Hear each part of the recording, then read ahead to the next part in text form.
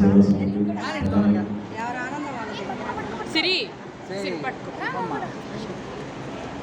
నిజంగా ఇప్పటికే బాగా ఆలస్యమైంది కాబట్టి మాట్లాడతాను. జీవితంలో అందరూ కూడా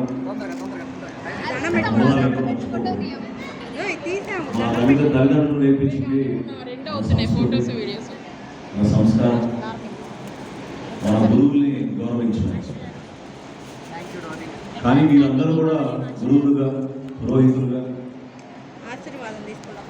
వేద పండితులుగా, విద్వాంసులుగా, పాలకులుగా సమాజానికి మీరు అందించిన సేవలు మేము ఎప్పుడు కూడా మర్చిపోము.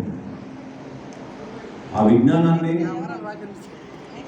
మరింత బలంగా మన భవిష్యత్తు కోసం, మన జనాల కోసం మీరు అందించిన ఆశీర్వచనం నా కోసం, శాస్త్రం కోసం కాదు, మన జనాల కోసం, మన ప్రాంతం కోసం, మన ప్రజల కోసం, మన రాష్ట్రాభివృద్ధి కోసం, మన ప్రజలందరి కోసం అంత మనస్ఫూర్తిగా మీరు నిండు మనసుతోటి సరస్వతి పుత్రులుగా ఆశీర్వదించడం నిజంగా